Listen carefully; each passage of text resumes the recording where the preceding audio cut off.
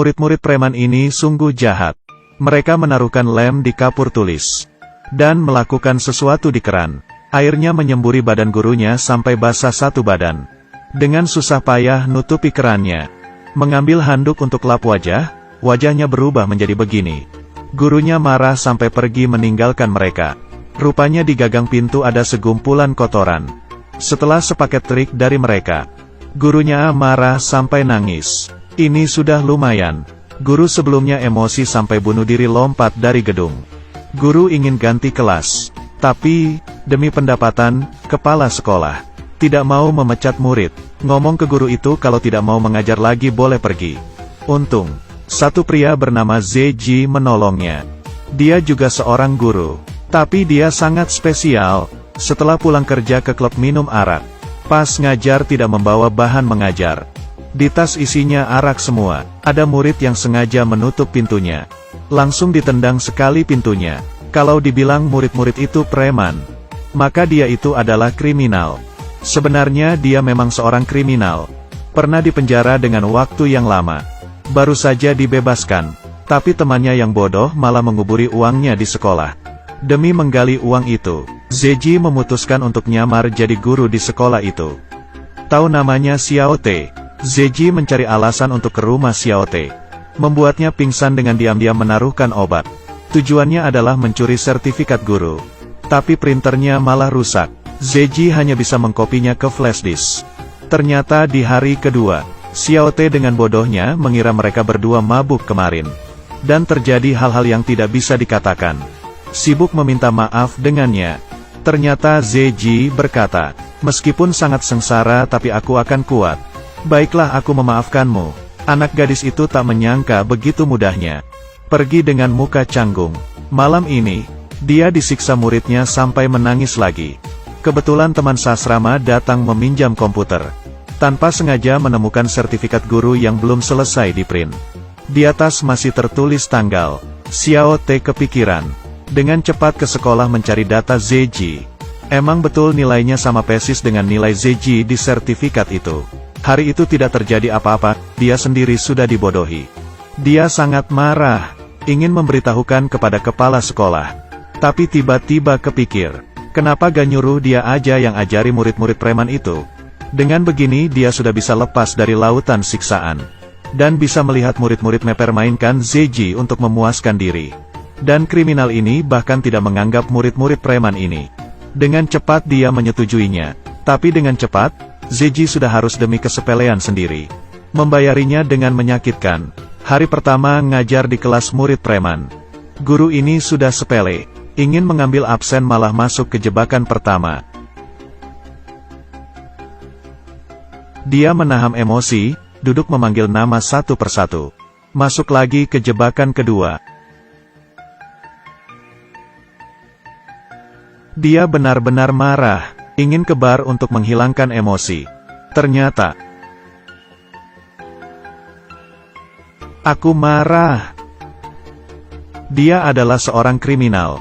Dipermainkan murid hingga segitunya. Apakah masih bisa berdiri di sosial ini? Jadinya hari kedua, dia membawa senapan. Melihat sekumpulan murid yang bolos. Dia langsung mengeluarkan senapannya. Menembaki satu persatu. Yang mau lari pun tidak bisa lolos.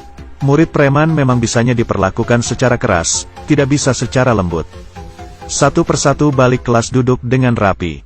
Setelah menyelesaikan masalah tentang murid, ZJ bersiap menggali uang yang dikubur di sekolah. Akhirnya tempat dia mengungsi sudah ditarik kembali.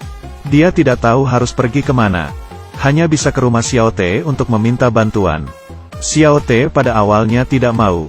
Tapi dia melihat ZJ mengajari murid bandal sampai sangat baik. Menyetujuinya dengan terpaksa. Syaratnya harus terus mengajari murid bandal itu.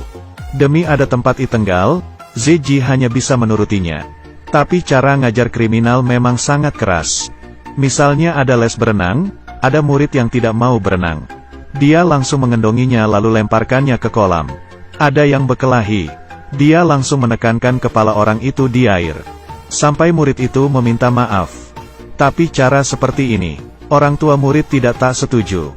Karena mereka jarang melihat anaknya mengikuti peraturan.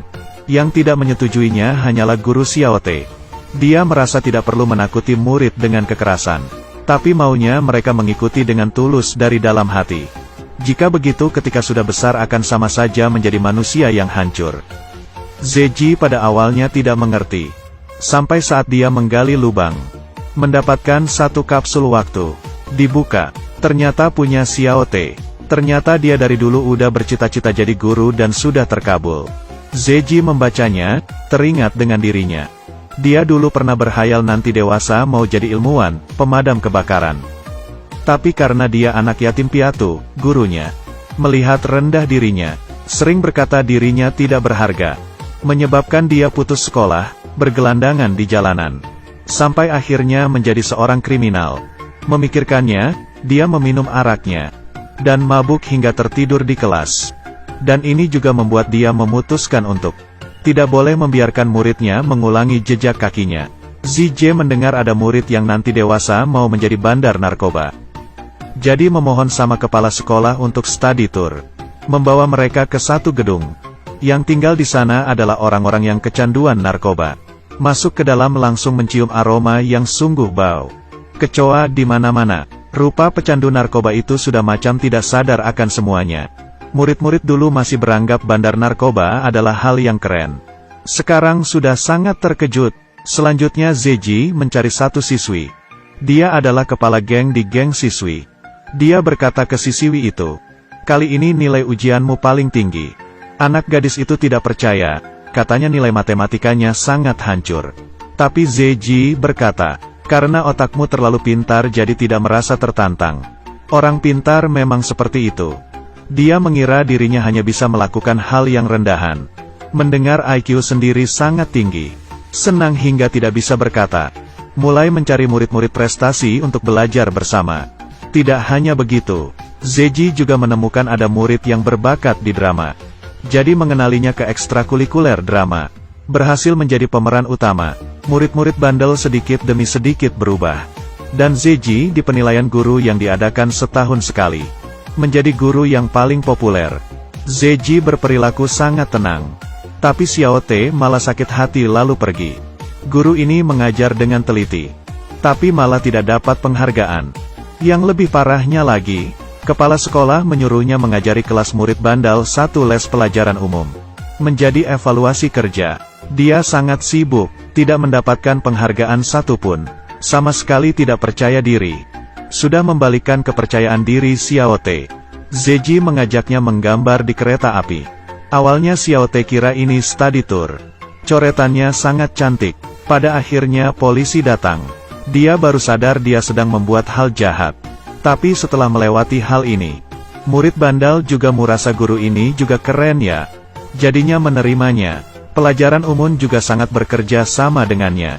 Hubungan Zeji dengan Xiao Te juga menjadi lebih baik.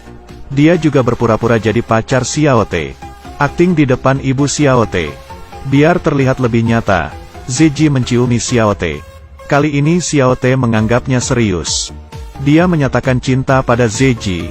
Tapi Zeji tidak berani menerima cintanya. Menolaknya. Diam-diam waktu yang dijanjikan sudah tiba.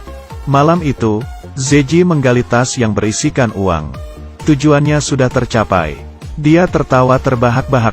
Tapi diiringi tawa, dia malah menangis. Zeji tidak ingin pergi. Kepala sekolah juga tidak ingin dia pergi. Ingin mempertahankannya, tapi biaya sekolah terbatas. Kepala sekolah bermaksud untuk memecat Xiao Te. Tidak bisa begitu. Guru adalah cita-cita Xiao Te. Zeji pada akhirnya memilih untuk pergi. Sebelum pergi dia mau menutup kembali lubang yang digali. Tapi tidak tahu ada lubang, di saat pelajaran olahraga. Satu gadis gemuk melompat, langsung menghancuri lantainya. Xiao Te menemukan lubang itu. Dia merangkak masuk mengikuti ke lubang. Malah kebetulan kelihatan Zeji yang sedang menelpon. Tahu Zeji hanya mau karena uang. Baru datang ke sekolah ini. Dia merasa dirinya dimanfaatkan. Jadi kamu berpura-pura suka sama aku.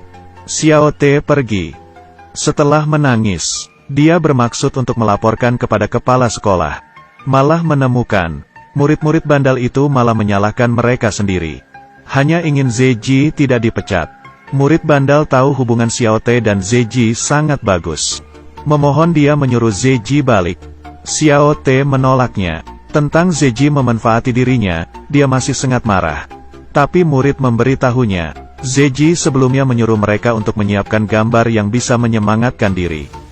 Untuk mengingatkan diri sendiri, Zeji juga ada. Setelah dibuka, isinya adalah fotonya. Xiao Te akhirnya mengerti. Sebenarnya Zeji tidak memanfaatkannya. Saat ini teman Zeji datang. Ternyata Zeji tidak membawa pergi uangnya. Semua disisakan untuknya, karena dia membuat Zeji ingin mengulang kembali dari awal. Teman Zeji berkata, kalau kamu gak mau dengan dia mungkin akan kembali mencuri, merampok dan berbohong lagi.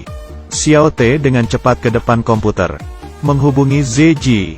Benar dugaannya, Zeji bersiap untuk merampok lagi. Saat penting, jaringan putus. Untung ada murid yang mengenali Zeji. Zeji juga melihat kereta api yang mereka coreti sedang lewat. Pada akhirnya dia tetap tidak tega, meninggalkan temannya lalu pergi. Dia datang ke rumah Xiao Te, memberinya hadiah. Isinya asalah sebuah gaun, dan ada sepucuk surat cinta. Tertulis 3 pilihan, mau, tidak mau, mungkin.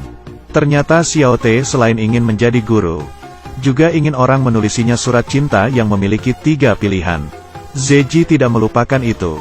Mereka ke sekolah. Kepala sekolah saat itu sedang mengoreksi kertas ujian murid bandal. Perubahan murid bandal membuatnya sangat terkejut. Dia memutuskan, bagaimanapun harus mempertahankan Zeji. Zeji akhirnya menjadi seorang guru.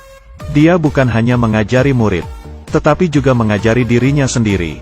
Orang yang bandal, jahat, tidak memiliki pekerjaan yang bagus setelah kembali ke jalan yang benar. Kepada siapapun tidak ada kata telat.